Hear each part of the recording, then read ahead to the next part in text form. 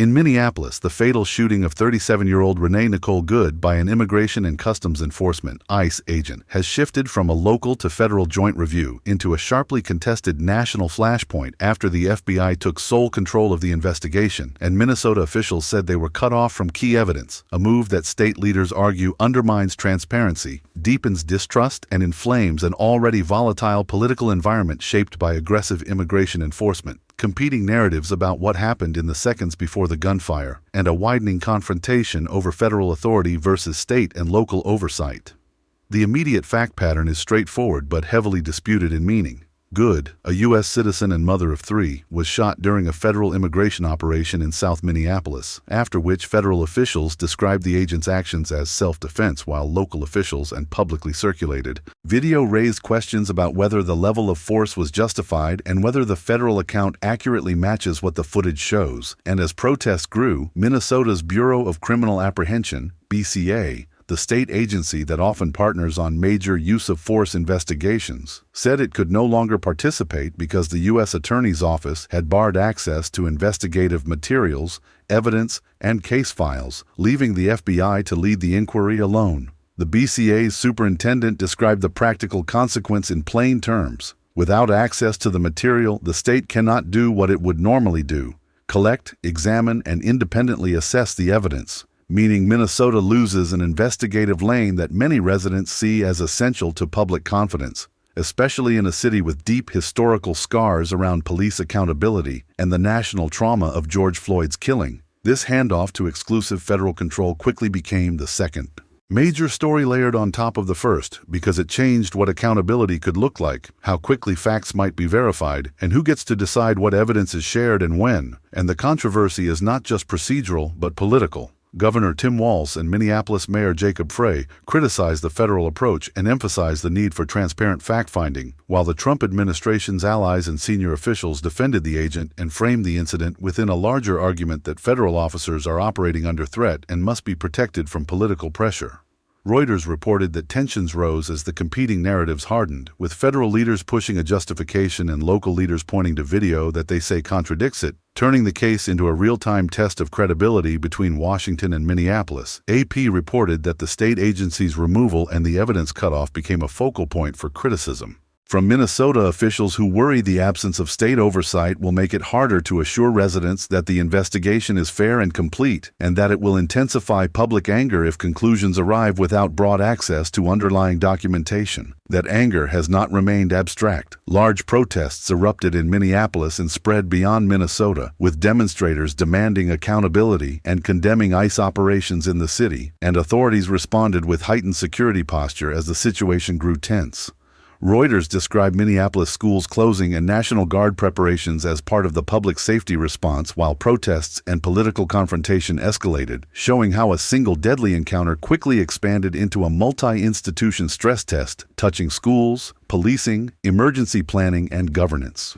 The dispute over evidence access sits at the heart of the broader conflict because it determines whether state prosecutors and county attorneys or local leaders can credibly evaluate whether the use of deadly force violated any law or policy, and it also shapes the public's ability to accept official findings. In Minnesota, the Hennepin County Attorney's Office indicated it was exploring avenues to continue pursuing accountability, even as the federal process moved forward, underscoring the unusual posture of parallel or competing jurisdictions in a case where the actor is a federal officer, but the death occurred within a state whose residents and officials insist they have a legitimate stake in transparency and justice. AP's coverage emphasized that the BCA initially planned to co-lead or assist and then withdrew after being denied access, which is why the FBI-only posture is being portrayed by critics not as routine but as a deliberate narrowing of oversight. The federal perspective, as echoed in national-level messaging, argues the opposite, that federal investigators have jurisdiction, that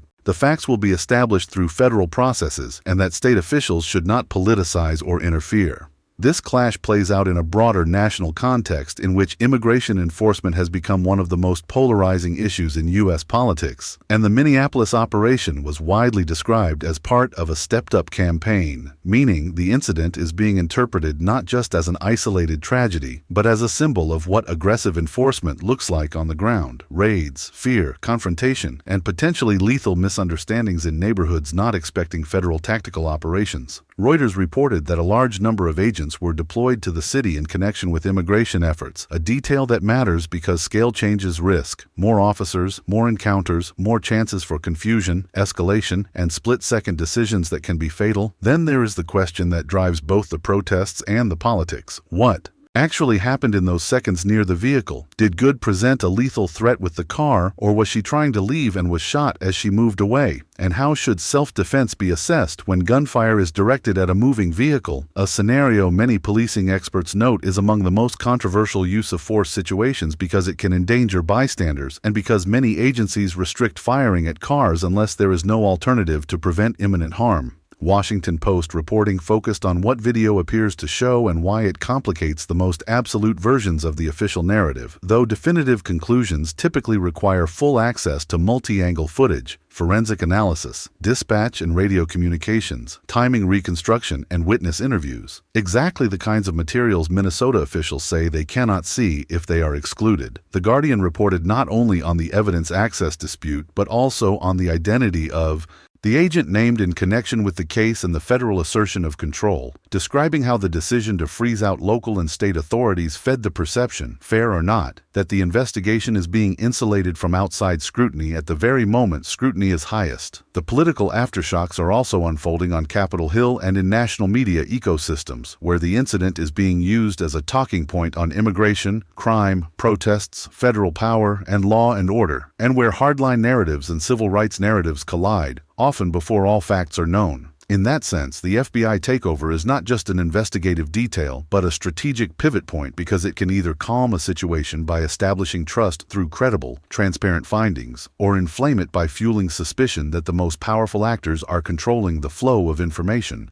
AP and Reuters both described how protests intensified and how officials urged calm, while also demanding clarity, reflecting the dual imperative leaders face in crises: prevent violence and protect free speech while also addressing legitimate public demands for accountability. From a legal standpoint, the road ahead typically involves multiple layers: an internal use of force review, a federal criminal investigation assessing whether any federal laws were violated, possible state-level considerations depending on evidence and jurisdictional arguments, and potential civil litigation. Politically, it may also involve congressional oversight and pressure campaigns, but the practical hinge remains evidence. Who has it? Who can analyze it? And what gets released? The state's complaint is not merely symbolic. If state investigators cannot access the scene documentation, cannot interview witnesses, cannot examine ballistic and forensic findings, and cannot review the full set of video and communications, then Minnesota's ability to independently validate the federal conclusion is severely limited, and in high-trust moments that might be acceptable, but in low-trust moments, especially in Minneapolis, it becomes combustible.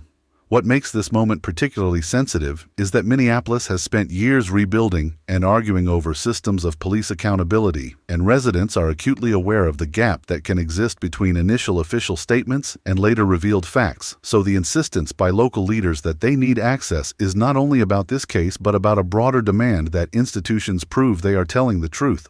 Reuters reported that the federal narrative was disputed by local officials and bystander video, and that the dispute itself accelerated political conflict, a pattern common in high-profile use of force incidents where the first story often sets the frame even if later facts complicate it. The Guardian and AP described how the evidence cutoff became a story of its own because it is unusual enough to be newsworthy and consequential enough to shape the trajectory of public response. From a governance perspective, the dispute raises a deeper question.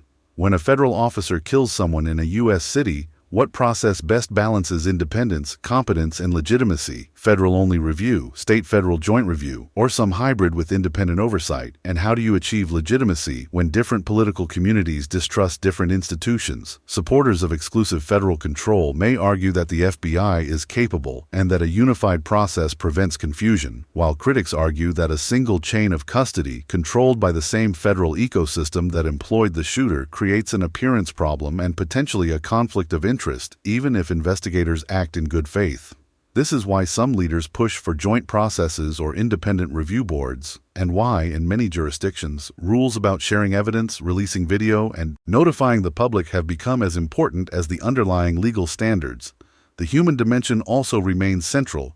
Renee Nicole Good's death is not simply a policy debate, but a family tragedy, and reports have emphasized her identity as a mother and community member, fueling empathy and outrage and helping explain why protests have persisted, because people are not only arguing about immigration enforcement, but mourning a person they believe should not have died. The federal government's broader immigration posture matters here because it shapes public interpretation. In a climate of intensified enforcement, some communities assume operations are more aggressive and more likely to end badly, while supporters assume heightened enforcement is necessary and that resistance endangers officers. The Minneapolis case lands directly on that fault line, and the FBI takeover becomes a symbol of which side gets to control the narrative and the process. In the short term, the most important measurable developments to watch are these: whether the FBI releases additional video or a detailed timeline, whether Minnesota officials regain any access through negotiation or legal pressure, whether federal prosecutors announce any charging decision, whether state or county authorities attempt parallel charges or inquiries,